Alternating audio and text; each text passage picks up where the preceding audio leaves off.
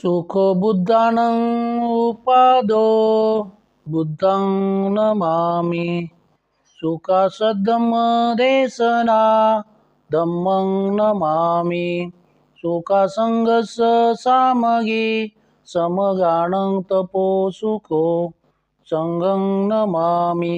नमो तस्स भगवतो अरहतो सम्मा सम्बुद्धस्स। नमो तस्स भगवतो अरहतो सम्मा सम्बुद्धस्स। नमो तस्स भगवतो अरहतो सम्मा सम्बुद्धस्स। मनोपुब्बंगमा धम्मा मनोसेटा मनोमया। मनसाचे पदुठेन भासती वा करोती वा। ततोनं दुःखमन्वेति चक्रं वतो पदं। सभी धर्म के पहले मन में उत्पन्न होते हैं। मन ही मुख्य है, वे मनोमय है। जब आदमी मलिन मन से बोलता व कार्य करता है तब उसके दुख पीछे पीछे वैसे ही हो लेता है, जैसे गाड़ी के पहिए बैल के पैरों के पीछे पीछे आते हैं। आज भगवान बुद्ध और उनका धम्म इस ग्रंथ का खंड 3 भाग 3 बुद्ध ने क्या सिखाया, इसमें धम्म क्या है, निर्वाण प्राप्त करना धम्म है, तृष्णा का त्याग धम्म है, यह मानना कि सभी संस्कार अनित्य है धम्म है, कर्म का मानव जीवन के नैतिक संस्थान का आधार मानना धम्म है।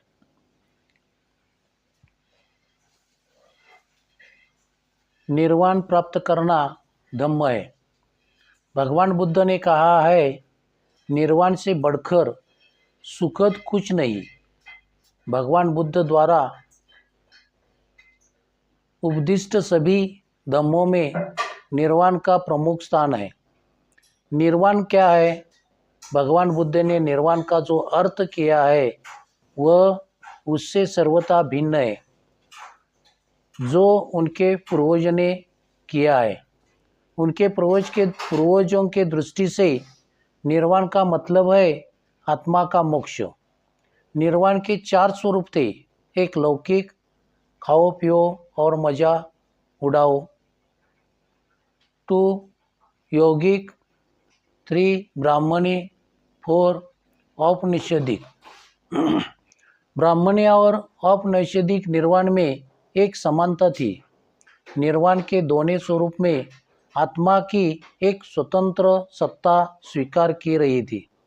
यह सिद्धांत भगवान बुद्ध को असामान्य ही था, इसलिए भगवान का निर्वाण के ब्राह्मणी और औपनिषदिक स्वरूप का खंडन करने में, उसे अस्वीकार करने में कोई कठिनाई नहीं हुई। निर्वाण की भौतिक कल्पना इतनी अधिक जड़ता लिए हुई थी वह कभी भी बुद्ध के गले से उतर ही न सकती थी। इसमें कुछ भी आंतरिक तत्व नहीं था।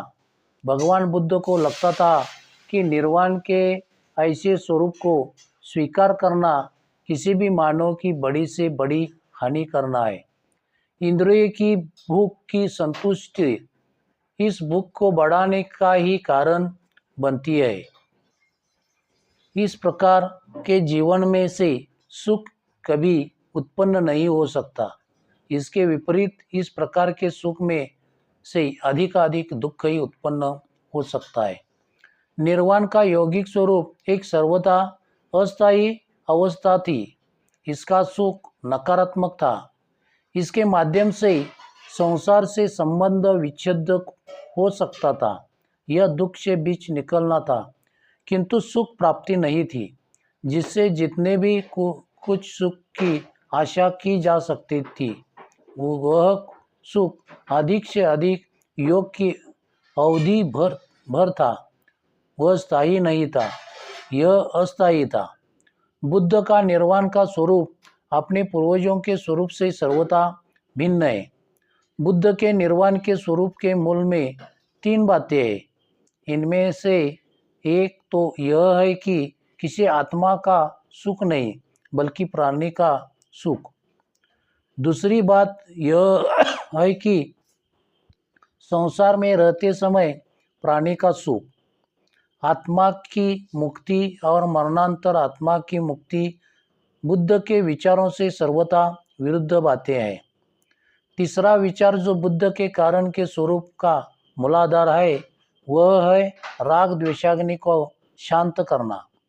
राग तथा द्वेष प्रज्वलित अग्नि के समान है। यह बात भगवान बुद्ध ने अपने उस प्रवचन में कही थी, जो उन्होंने बोधगया में रहते समय भिक्षुओं को दिया था। भगवान बुद्ध ने कहा, भिक्षुओं, कभी कुछ जल रहा है, सभी कुछ जल रहा है। भिक्षुओं, क्या सभी कुछ जल रहा है? भिक्षुओं, चक्षु इंद्रिय जल रहा है, रूप जल रहा है, चक्षु विज्ञान जल रहा है, चक्षु संस्कार जल रहा है, और इस संस्कार से जो भी कुछ वेदना और दुख वेदना उत्पन्न होती है, वह वेदना भी जल रही है। और ये किससे जल रहे हैं? ये रागाग्नि से जल रहे हैं, ये द्वेषाग्नि से जल रहे हैं, ये मोहाग्नि से जल रहे हैं, ये जन्म जरा मरण दुख दौर्मन्य तथा उपाय से जल रहे हैं। भिक्षुओं, स्रोत इंद्रिय जल रहा है, शब्द जल रहा है, घ्राण इंद्रिय जल रहा है, गंध जल रहा है, जीवा जल रही है, रस जल रहे हैं, काय जल रहा है, चित्त के संकल्प विकल्प जल रहे हैं, और चित्त के संस्कारों से जो भी सुख वेदना दुख वेदना और दुख वेदना उत्पन्न होती है, वह वेदना भी जल रही है। और ये किससे जल रही है? मैं कहता हूँ, ये रागाग्नि से जल रहे हैं, द्वेषाग्नि से जल रहे हैं, मोहाग्नि से जल रहे हैं, ये जाति जरा मरण दुख दौर्मन्य तथा उपायास से जल रहे हैं। भिक्षुओं, इसका ज्ञान होने से जो विज्ञ है और जो श्रेष्ठ है, उसके मन में उपेक्षा उत्पन्न होती है। उपेक्षा उत्पन्न होने से रागाग्नि आदि की शांति होती है, और रागाग्नि के आदि के शांत हो जाने से वह मुक्त हो जाता है, और मुक्त हो जाने से वह जानता है कि मैं मुक्त हो गया हूँ। निर्वाण सुखद कैसे हो सकते हैं? यह एक दूसरा प्रश्न है जिसका उत्तर अपेक्षित है। सामान्य तौर पर यह कहा समझा जाता है कि अभाव आदमी को दुखी बनता है, लेकिन हमेशा यही बात ठीक नहीं होती। आदमी बाहुल्य के बीच में रहता हुआ भी दुखी रहता है। दुख लोभ का परिणाम है, और लोभ दोनों को होता है। जिनके पास नहीं है उन्हें भी, और उनके पास है उन्हें भी। भगवान बुद्ध ने भिक्षुओं को दिए एक प्रवचन में यह बात भली प्रकार स्पष्ट कर दी है। भिक्षुओं, लाभ से लुब्ध, द्वेष से दुष्ट और मोह से मूढ़ चित्त से आदमी अपने दुख से दुखी रहता है। आदमी दूसरों के दुख से दुखी रहता है। आदमी मानसिक वेदना और पीड़ा अनुभव करता है। किंतु यदि लोभ द्वेष तथा मोह का मूलोच्छेद हो जाए, तो आदमी अपने दुख से दुखी रहेगा, न दूसरों के दुखों से दुखी रहेगा, और न मानसिक वेदना और पीड़ा अनुभव करेगा। इस प्रकार भिक्षुओं, निर्वाण इसी जीवन में प्राप्य है, भविष्य जीवन में नहीं। अच्छा लगने वाला है, आकर्षक है, और बुद्धिमान श्रावक इसे प्राप्त कर सकता है। जो चीज़ आदमी को जला डालती है और जो चीज़ उसे दुखी बनाती है, यहाँ उसे स्पष्ट कर दिया गया है। आदमी के राग और द्वेष को जलती हुई अग्नि के समान कहकर भगवान बुद्ध ने आदमी के दुख की सर्वाधिक जोरदार व्याख्या की है। राग और द्वेष की अधीनता ही आदमी को दुखी बनाती है। राग और द्वेष को संयोजन अथवा बंधन कहा गया है, जो आदमी को निर्वाण तक नहीं पहुंचने देते। जो कि आदमी राग द्वेष की झोंक से मुक्त हो जाता है, उसके लिए निर्वाण पथ खुल जाता है, वह दुख का अंत कर सकता है। भगवान बुद्ध ने इन संयोजनों का 3 विभागों में विभक्त किया है। पहला विभाग है जिसका संबंध हर प्रकार की तृष्णा से है, जैसे कामुकता और लोभ।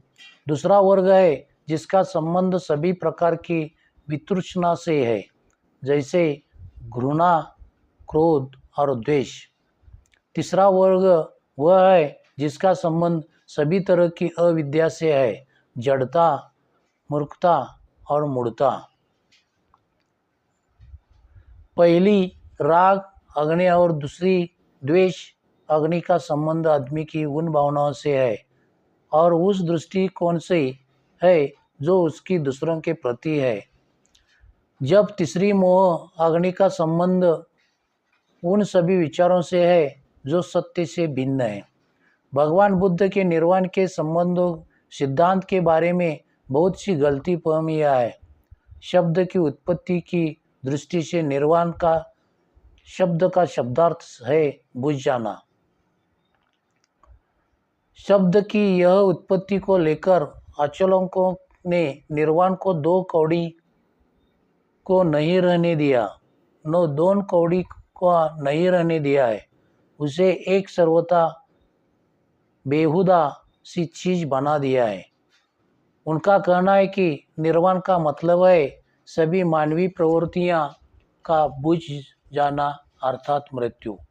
इस प्रकार जिन्होंने निर्वाण के सिद्धांत का मजाक उड़ाने की कोशिश की है, जो कोई भी इस अग्नि स्कंदोपम सूत्र की भाषा का विचार करेगा, उसे यह स्पष्ट हो जाएगा कि निर्वाण का यह अर्थ कदापि नहीं है। इस प्रवचन में यह नहीं कहा गया है कि जीवन जल रहा है और बुझ जाना मृत्यु है। इसमें यह कहा गया है कि राग अग्नि जल रही है, द्वेषाग्नि जल रही है तथा मोहाग्नि जल रही है। इस अग्नि स्कंदोपम सूत्र में यह कहीं नहीं कहा गया कि आदमी की हर प्रकार की प्रवृत्तियों का मूलोच्छेद कर देना चाहिए। इसमें आग में घी डालना ही मना किया गया है। दूसरी बात यह है कि आलोचक निर्वाण और परिनिर्वाण का भेद करना भी भूल गए हैं। उदाहरण के अनुसार जब शरीर बिखर जाता है, जब तमाम संज्ञाएं रुक जाती है, तब तमाम वेदनाओं का नाश हो जाता है। जब सभी प्रकार की प्रक्रिया बंद हो जाती है और जब चेतना एकदम जाती रहती है, तभी परिनिर्वाण होता है। इस प्रकार परिनिर्वाण का मतलब है पूरी तरह बुझ जाना। निर्वाण का कभी यह अर्थ नहीं हो सकता। निर्वाण का मतलब है अपनी प्रवृत्तियों पर इतना काबू रखना कि आदमी धम्म के मार्ग पर चल सके, इससे अधिक और इसका दूसरा कुछ आशय ही नहीं। राजस्थवीर को समझाते हुए स्वयं भगवान बुद्ध ने यह स्पष्ट किया था कि निर्दोष जीवन का ही दूसरा नाम निर्वाण है। एक बार राजस्थवीर भगवान बुद्ध के पास आकर भगवान बुद्ध का अभिवादन कर एक ओर बैठ गए। इस प्रकार बैठकर राजस्थवीर ने भगवान बुद्ध से कहा, बनते निर्वाण किस लिए है? तथागत ने उत्तर दिया, राज निर्वाण का मतलब है रागाग्नि, द्वेषाग्नि तथा मोहाग्नि को बुझ जाना। लेकिन बनते निर्वाण का क्या उद्देश्य है? उद्देश्य क्या है? राज निर्दोष जीवन का मूल निर्वाण में है। निर्वाण ही उद्देश्य है, निर्वाण ही मकसद है। निर्वाण का मतलब सभी प्रवृत्तियों का बुझ जाना नहीं है। यह बात सारीपुत ने अपने प्रवचन से स्पष्ट किया है। एक बार भगवान बुद्ध श्रावस्ती में अनाथ पिंडक के जेतवनाराम में विहार कर रहे थे। उस समय सारीपुत भी वही ठहरे हुए थे। भगवान बुद्ध ने भिक्षुओं को संबोधित करके कहा, भिक्षुओं, धम्म के दायाद बनो, भौतिक वस्तुओं के दायाद न बनो। मेरी तुम पर अनुकंपा है, इसलिए मैं तुम धम्म का दायाद बनाता हूँ। भगवान बुद्ध ने यह कहा और तब वह उठकर गंध कुटी में चले गए। सारीपुत पीछे रह गए। तब भिक्षुओं ने सारीपुत से प्रार्थना की, वह बताए कि निर्वाण क्या है। तब सारीपुत ने भिक्षुओं को उत्तर देते हुए कहा, भिक्षुओं, लोभ बुरा है, द्वेष बुरा है। इस लोभ और इस द्वेष से मुक्ति पाने का साधन मध्यम मार्ग है, जो आंक देने वाला है, जो ज्ञान देने वाला है, जो हमें शांति, अभिज्ञा, बोधि तथा निर्वाण की ओर ले जाता है। यह मध्य मार्ग कौन सा है? यह मध्य मार्ग आर्य अष्टांगिक मार्ग के अतिरिक्त कुछ नहीं है। सम्यक दृष्टि, सम्यक संकल्प, सम्यक वाणी, सम्यक कर्मांत, सम्यक आजीविका, सम्यक प्रयत्न, सम्यक स्मृति तथा सम्यक समाधि, भिक्षुओं, यही मध्यम मार्ग है। हाँ भिक्षुओं, क्रोध बुरी चीज है, द्वेष बुरी चीज है, ईर्ष्या बुरी चीज है, मात्सर्य बुरी चीज है, कंजूसपन बुरी चीज है, लालच बुरी चीज है, ढोंग बुरी चीज है, ठगी बुरी चीज है, उद्धतपन बुरी चीज है, मोह बुरी चीज है तथा प्रमाद बुरी चीज है। मोह तथा प्रमाद के नाश के लिए मध्यम मार्ग है, जो आंक देने वाला है, जो ज्ञान देने वाला है, जो हमें शांति, अभिज्ञा, बोधि तथा निर्वाण की ओर ले जाता है। निर्वाण आर्य अष्टांगिक मार्ग के अतिरिक्त और कुछ है ही नहीं। इस प्रकार सारीपुत ने कहा। प्रसन्न चित्त भिक्षु सारीपुत का प्रवचन सुने प्रमुदित हुए। निर्वाण के मूल में जो विचार है वह यही है कि यह निष्कलंकता का पथ है। किसी को भी निर्वाण से और कुछ समझना ही नहीं चाहिए। संपूर्ण उच्छेदवाद एक अंत है और परिनिर्वाण दूसरा अंत है। निर्वाण मध्यम मार्ग है। यदि निर्वाण को इस प्रकार का ठीक तरह से समझ लिया जाए तो निर्वाण के संबंध में सारी गड़बड़ी दूर हो जाती है। तृष्णा का त्याग धम्म है। धम्म पद में भगवान बुद्ध ने कहा है, आरोग्य से बढ़कर लाभ नहीं, संतोष से बढ़कर धन नहीं। यहाँ संतोष का मतलब बेचारगी अथवा परिस्थिति के सामने सिर झुका देना नहीं है। ऐसा समझ बैठना भगवान बुद्ध की दूसरी शिक्षाओं के सर्वथा प्रतिकूल पड़ेगा। भगवान बुद्ध ने यह कहीं नहीं कहा कि भाग्यवान है वे जो गरीब है। भगवान बुद्ध ने यह कहीं न कहा कि जो पीड़ित है उन्हें अपनी परिस्थिति बदलने का प्रयास नहीं करना चाहिए। दूसरी ओर उन्होंने ऐश्वर्य का स्वागत किया है। अपनी परिस्थिति की ओर से अपेक्षावान होकर बड़े कष्ट सहते रहने के उपदेश के स्थान पर उन्होंने वीर्य उत्साहपूर्वक परिस्थिति को बदलने का प्रयास करने का उपदेश दिया है। जब भगवान बुद्ध ने यह कहा कि संतोष सबसे बड़ा धन है तो उनके कहने का अभिप्राय यही था कि आदमी को लोभ के वशीभूत नहीं होना चाहिए, जिसकी कोई सीमा नहीं। जैसा कि भिक्षु राष्ट्रपाल ने कहा है, मैं धनिया को देखता हूँ जो मूर्खतावश अधिक से अधिक इकट्ठा ही करते चले जाते हैं, उसमें से कभी भी किसी को कुछ नहीं देते। उनकी तृष्णा रूपी प्यास बुझती ही नहीं। राजाओं को देखता हूँ कि जिनका राज्य समुद्र तक पहुँच गया है, किंतु अब समुद्र पार साम्राज्य के लिए दुखी है, अभी भी तृष्णार्त है। राजा प्रजा सभी संसार से गुजर जाते, उनका अभाव बना ही रहता है। वे शरीर त्याग देते, किंतु इस पृथ्वी पर उनकी काम भोग की इच्छा की कभी तृप्ति नहीं होती। महानिदान सूत में भगवान बुद्ध ने आनंद को लोभ को अपने वश में रखने के लिए कहा है। तथागत का वचन है, इस प्रकार आनंद लाभ की इच्छा में से तृष्णा पैदा होती है। जब लाभ की इच्छा मिल्कियत की इच्छा में बदल जाती है, तब मिल्कियत की इच्छा अपने मिल्कियत से बुरी तरह चिपटे रहने की इच्छा बन जाती है, तो यह लोभ कहलाती है। लोभ या संग्रह करने की असंयत कामना पर नजर रखने की जरूरत है। इस तृष्णा या लोभ का वश में रहने की क्यों जरूरत है? क्योंकि इसी भगवान बुद्ध ने आनंद से कहा, बहुत सी बुराई पैदा होती है, मुक्का मुक्की भी हो जाती है, लोगों को आघात भी लगते हैं, झगड़े भी होते हैं, परस्पर विरोध भी होते, कलह भी होते, एक दूसरे की निंदा तथा झूठा बोलना भी होता है। इसमें कोई संदेह नहीं कि वर्ग संघर्ष का यह सही विश्लेषण है। इसलिए भगवान बुद्ध ने तृष्णा और लोभ का अपने वश में रखने के लिए कहा है।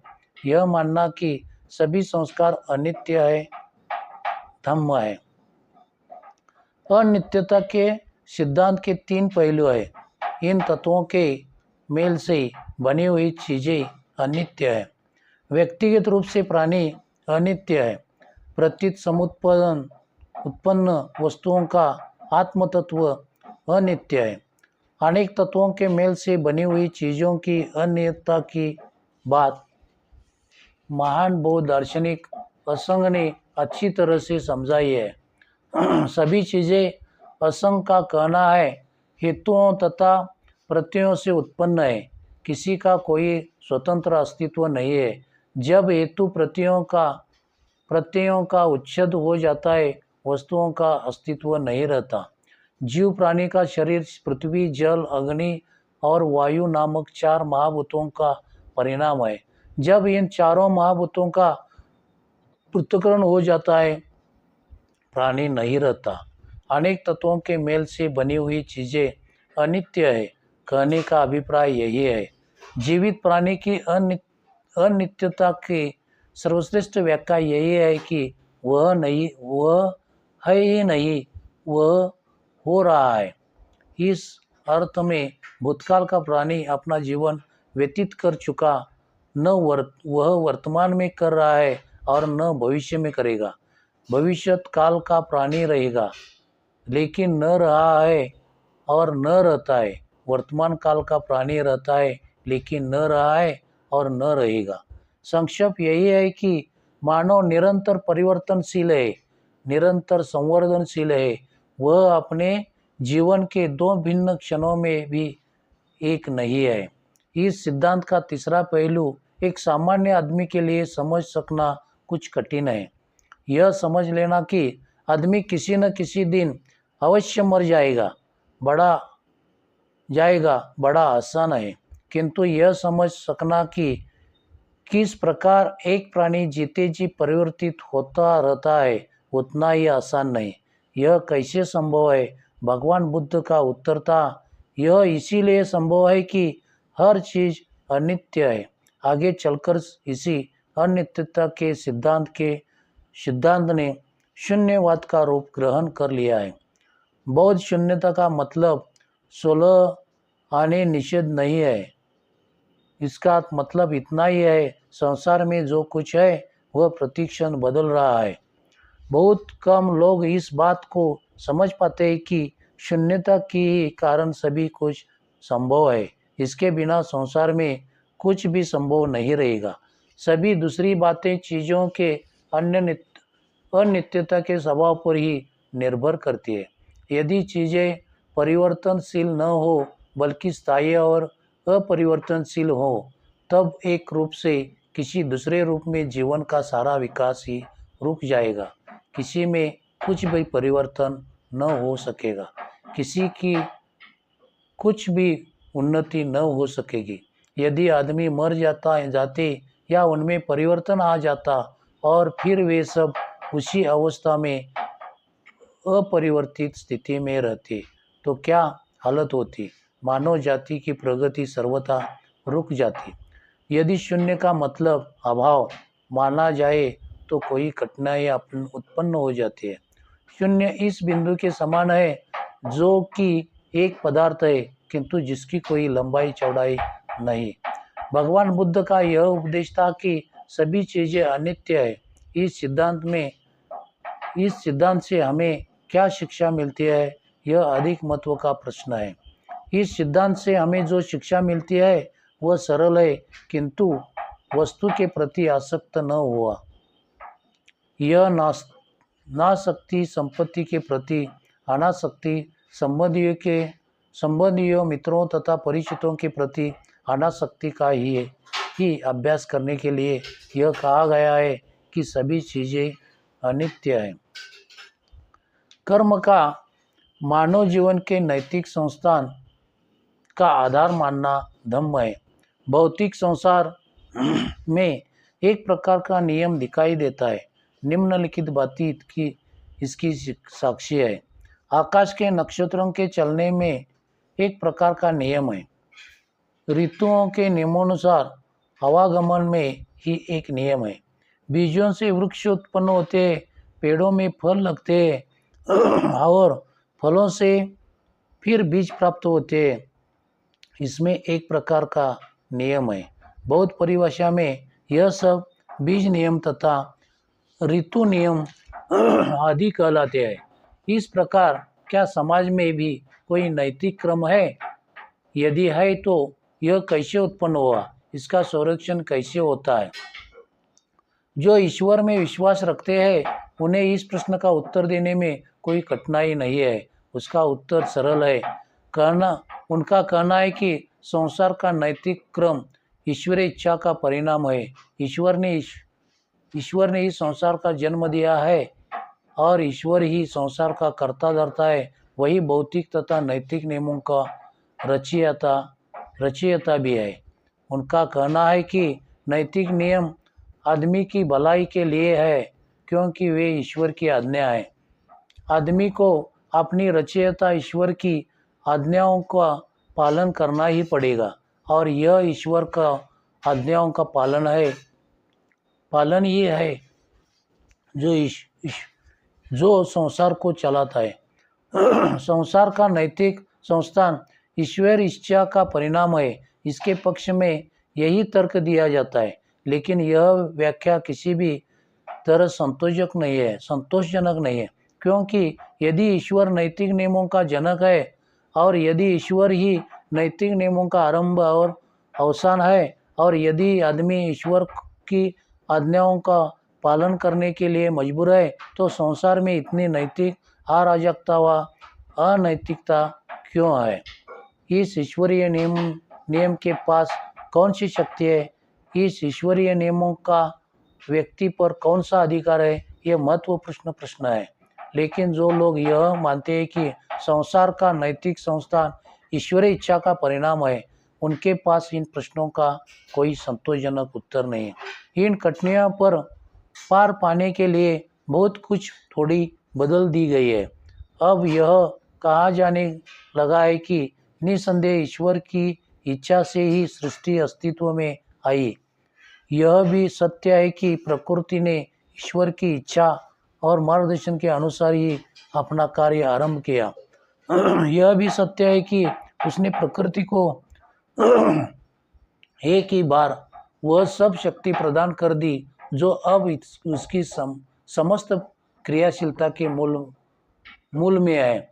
लेकिन इसके बाद ईश्वर ने प्रकृति को स्वतंत्र छोड़ दिया है कि वह शुरू से ही उसी के बनाए हुए नियमों के अनुसार कार्य करती रही। इसलिए अब यदि ईश्वर इच्छा या ईश्वर की आज्ञा के अनुसार कार्य नहीं होता तो अब इसमें ईश्वर को कोई दोष नहीं, सारा दोष प्रकृति का है। लेकिन सिद्धांत में इस तरह थोड़ा परिवर्तन कर देने से भी काम नहीं चलता। इससे केवल इतना ही होता है कि ईश्वर पर कोई जिम्मेदारी नहीं रहती। लेकिन तब प्रश्न पैदा होता है कि ईश्वर ने यह काम प्रकृति को क्यों सौंपा है कि वह इसके बनाए नियमों का पालन कराए। अनुपस्थित इस प्रकार के निकम में ईश्वर का क्या प्रयोजन है। इस प्रश्न का कि संसार का नैतिक क्रम से सुरक्षित है, जो उत्तर तथागत ने दिया है वह सर्वथा भिन्न है।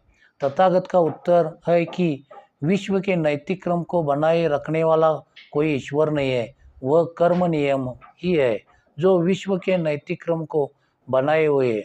विश्व का नैतिक क्रम चाहे भला हो चाहे बुरा हो,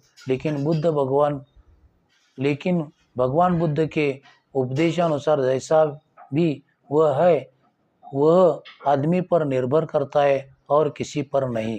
कर्म का मतलब है मनुष्य द्वारा किए जाने वाला कर्म और विपाक का मतलब है उसका परिणाम। यदि नैतिक क्रम बुरा है तो इसका मतलब है कि आदमी बुरा अकुशल कर्म करता है। यदि नैतिक क्रम अच्छा है तो इसका मतलब है आदमी भला कुशल कर्म करता है। तथागत बुद्ध ने केवल कर्म की ही बात नहीं कही है, अर्थात कर्म के कानून की। कर्म के नियम से बुद्ध का अभिप्राय था कि वह यह अनिवार्य है कि कर्म का परिणाम उसी प्रकार का पीछा करे जैसे रात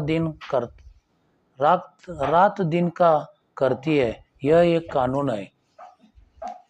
कुशल कर्म से होने वाला लाभ भी हर कोई उठा सकता है और अकुशल कर्म से होने वाले हानि से भी कोई नहीं बच सकता।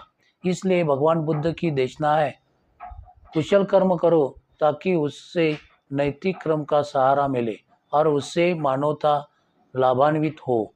अकुशल कर्म मत करो ताकि उससे नैतिक क्रम को हानि पहुँचे और उससे मानवता दुखी हो। यह हो सकता है कि एक कर्म और उसके विपाक में समय का थोड़ा बहुत या काफ़ी अंतर भी हो जाए। ऐसा बहुधा होता है।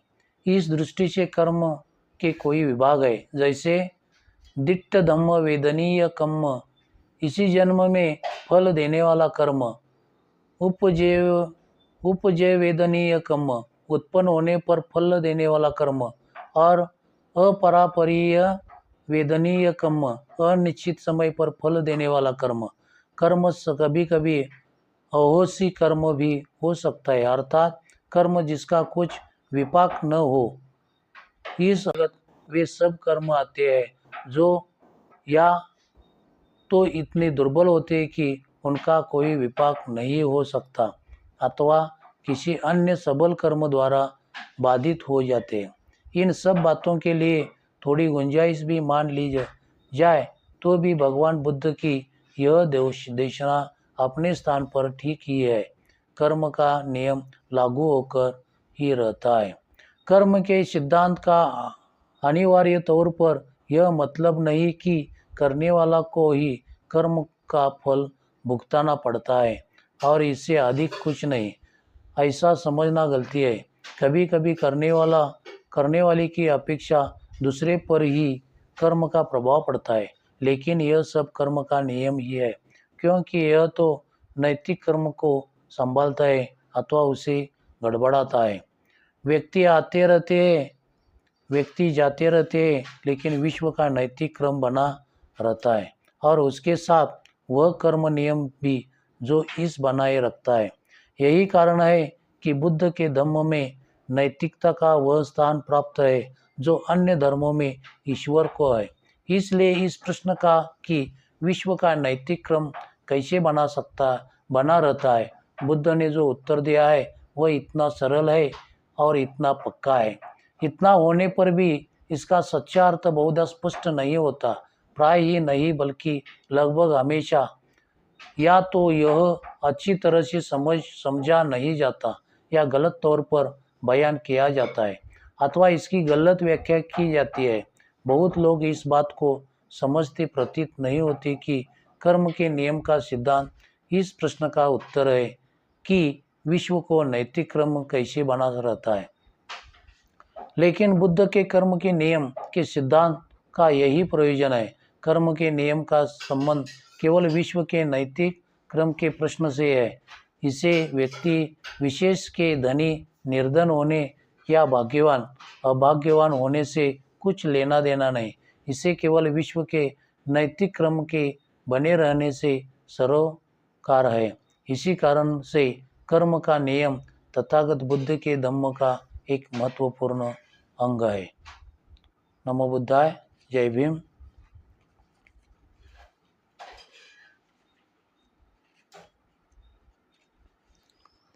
सब पाप सकरण कुशल उपसंपदा सचित परियोदपन एतं बुद्धानं शासनं धम्मं चरे सुचरितं नतं दुचरितं चरे धम्मचारी सुखं सेति अस्मिन् लोके परिमिचो न तावता धम्मधरो यावता बहुभासति योचि अपंपि सुतवान धम्मं कायेन पश्यति सवे धम्मधरो होति यो धम्मं न पमज्जति नति मे शरणं अयं बुद्धो मे शरणं वरं एतेन सच्च वचन होतु मे जय मंगलम।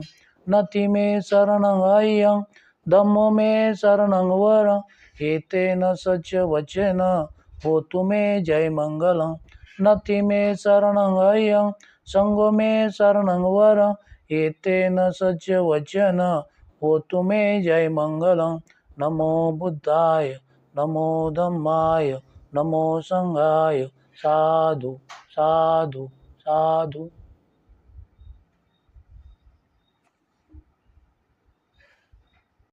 Discovery of Buddha in India आवडल्यास लाईक, शेअर अँड सबस्क्राईब करा.